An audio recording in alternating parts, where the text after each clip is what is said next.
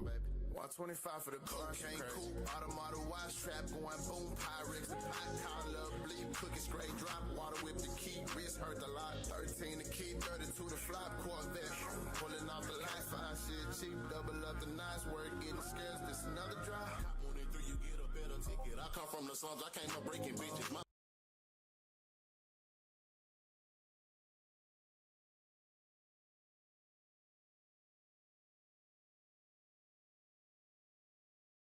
Whip it till it lock, don't whip it till it's sticky. Everything is dropped, no baking soda in it. Came up from the block, I'm still out.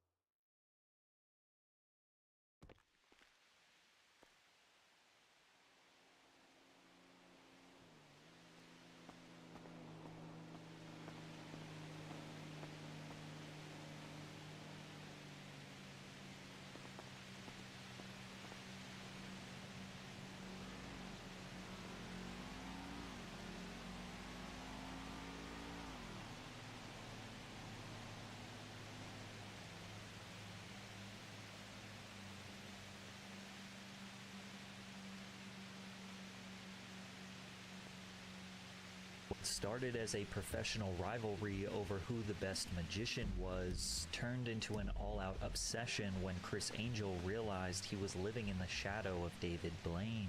On radio shows and in interviews, Criss was always quick to throw shade at David. You know what's kind of funny is, like, David Blaine, which, I give him a lot of credit for what he's doing, but is known because of who he dates. I want to be known for what I do. Criss even dedicated an entire television segment to mocking Blaine, using a full hair and makeup team to transform himself into his arch nemesis to sell the joke. Years of tension kept building until Criss finally decided to confront David face to face backstage, and Blaine's response was more brutal than anything Criss Angel could have imagined. Hello?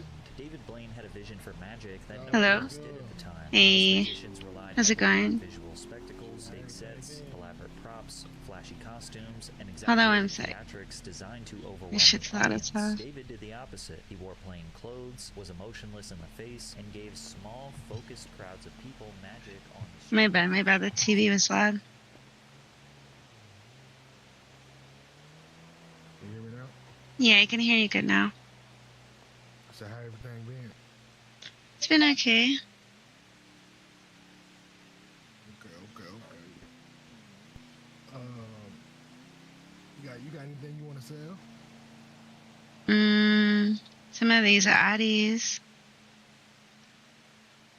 How many you got? Let me see.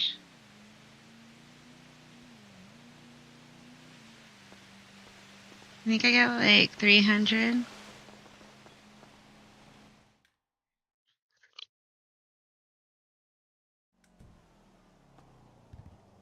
How much you trying to sell them for? I honestly don't even know. What do you be doing? Selling to the freaking pedestrians. No, I got 600. Got 600? Yeah. Let me see. Okay, bet I'm gonna call you right back in just a minute. Okay.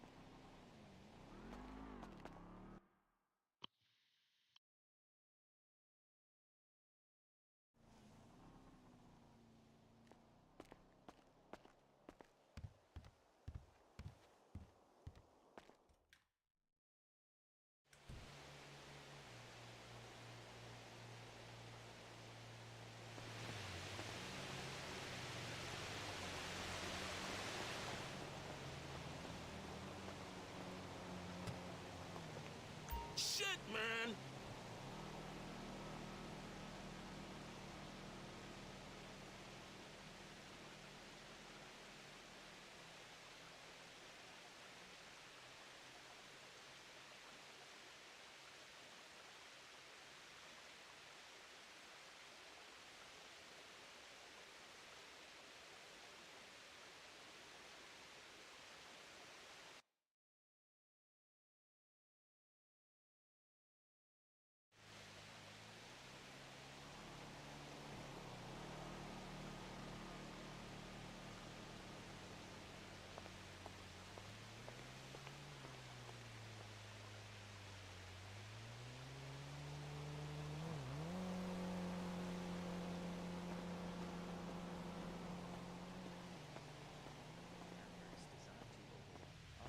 David did the opposite. He wore plain clothes, was emotionless in the face, and gave small, focused crowds of people magic on the street for free. Stephen Chow, a former Fox executive who was chosen to produce Mr. Blaine's special, put it this way: "He's the only magician I've seen who wasn't a geek." Blaine's approach made every trick feel personal and more real. It wasn't happening on a stage far away, it was happening right in front of your face. He famously said in 1997, "The reason for magic is to enlighten people or make them happy, or let them forget their problems for 2 minutes." David's style and his mindset were authentically humble, and it made him stand out. He walked around New York City filming himself performing tricks for regular people and tried to pitch it to television networks. ABC executives decided to take a chance on him, and it paid off. David Blaine's street magic was packed with tricks and illusions, like when Blaine twisted his hand around several times in front of a licensed doctor outside a local hospital. This way, facing towards you. The other way. Turn to the left. Yeah, more to the left. Twist it so it's straight. All right, now move your foot back a little bit so you can see this. Yeah. Twist your hand inwards a little bit. Like this. Go ahead. Yeah. Inwards a little bit, slowly. A little bit more. Right. Here's where it starts to get painful. With your left hand, could you grab my right hand? My fingers? Yeah. My left hand? Yeah, grab my fingers and twist them a little bit more. Okay. Yeah. Keep going. Keep going. Ow. Keep going. A little bit more. Keep going. Out. No. No, keep going. Keep pushing. Keep going. Yeah. I want to keep going. Keep going. No, keep going. Keep going.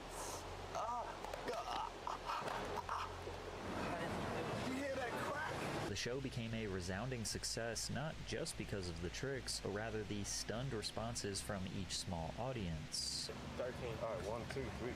5, 6, 7, 8, 9, 10, 11, 12. See, it's as soon as you connect it, that's when it happens. See, where's the card?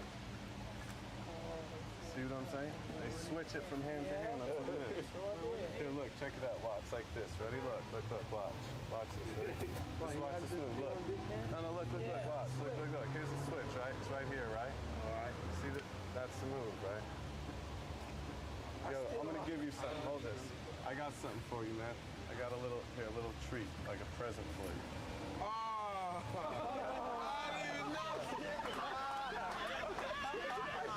However, a lot of practicing magicians were not too fond of David. In a moment of bitter jealousy, Jamie Ian Swiss, a magician and columnist for the Genie Magic magazine, said his only skill is removing money from a wallet and handing it to a person behind the counter. David refused to respond to the hate because ultimately he was successfully completing his mission of making magic accessible to as many people as possible, and in doing so, he actually made it cool to a mainstream audience. Now, there was another magician called Chris Angel who had actually been trying to make magic look cool for years, but the harder he tried, the more it started to work against him. But before we dive deeper, football is back, and there's never been a better time to check out the sponsor of today's video, DraftKings. DraftKings is your one-stop shop for all your sports betting needs. If sports betting is not yet available in your state, don't worry. You can still join in on all the fun with DraftKings Daily Fantasy Sports and have the shot to win cash prizes. They've got odds on almost every sport you can think of, and if you want to make whatever you're watching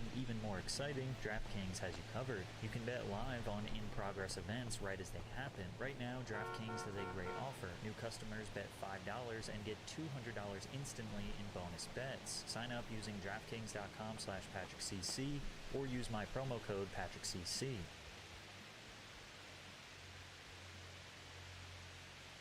Criss Angel had been doing magic longer than David Blaine, but was less popular. A lot like Blaine, Criss spent most of his early magic career performing for small audiences, but he genuinely felt like a career magician by the age of 14, performing at small birthday parties and entertaining guests at a Long Island restaurant.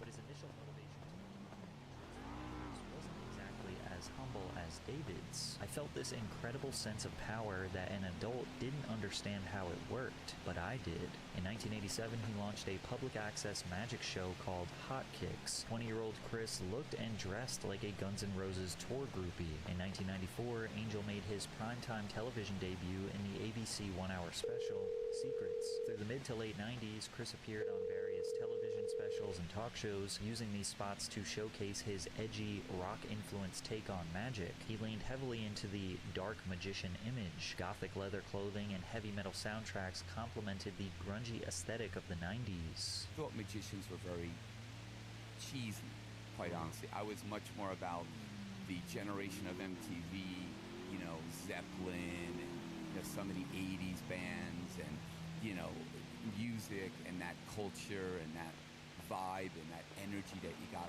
from it, and magicians weren't doing that. Now, there was no structured career path to being a successful magician. Bro, what the fuck? Musicians or actors, magicians Are you kidding didn't me? have a thriving mainstream pipeline. There were no Netflix specials, no What a social media clips setup. to go I'm so overnight, and TV sick of networks these only ran motherfuckers. magic shows sparingly. If you weren't already a big-name magician, such as Copperfield or Penn and Teller, you had to get extremely creative to market yourself. And How you gonna money push me down like that? who basically wanted to I be couldn't even first get up. I was star. like a little The fish. market was even narrower. Despite the odds being stacked against him, Criss had an incredible drive. He was well into his 30s, still fully dedicated to making this dream into a career. Meanwhile, David Blaine rapidly passed him in popularity. Blaine's ABC show made him a household name, and he quickly shifted from simple card tricks to unbelievable endurance stunts that blurred the line between illusion and human survival. Unlike a magic trick where you know there's some secret method behind the illusion, Blaine's endurance feats felt brutally These real. pedestrians Although are fucking precautions bullies. exist to ensure that he doesn't die, there's no obvious trick to Straight things like haters. being buried alive, which is a stunt Blaine dedicated to his idol, Harry Houdini, who was buried 6 feet underground without a casket almost a century earlier. In 1999, David spent 7 days sealed inside of a glass coffin under a water tank in New York City. His friend Bill Kalush initially suggested that he fake the stunt, but Blaine refused because he thought it would actually be easy. So we got a coffin from Queens where actually Queen was buried. I bought a coffin, brought it back to his house, and then I would just practice sleeping in the coffin. I know, but then suddenly I realized you don't need food, and then if you have a little thing to go to the bathroom, and then 4 days like nothing, so I'm like, okay, I can lose weight. Blaine did not eat for 2 weeks before the stunt, but continued drinking water prior to and during the stunt. He was sealed in a see-through coffin beneath 6 tons of water. Oxygen was transferred in and out of the holes above his head. A catheter was inserted into Blaine's bladder to safely drain any urine, and spectators could come and go whenever they wanted. He said people would shine flashlights on him at 2 a.m. to make sure he was really in there. This was no trick. This was the real deal, but he took it even further. The following year, he executed his Frozen in Time stunt. David Blaine was fully encased in ice in the middle of Times Square while lightly dressed in a long-sleeve shirt, pants, and a beanie. He had a tube that supplied air, water, and another that removed urine. The ice was transparent and elevated so people could see that he was inside the entire time. He couldn't sleep or move because touching the ice for too long would cause frostbite. He just had to stand there, freezing, alone with his thoughts. Around hour 55, his eyes went out and he began hallucinating. He was talking to imaginary people, felt like spiders were crawling all over him, and said that minutes took hours to pass by.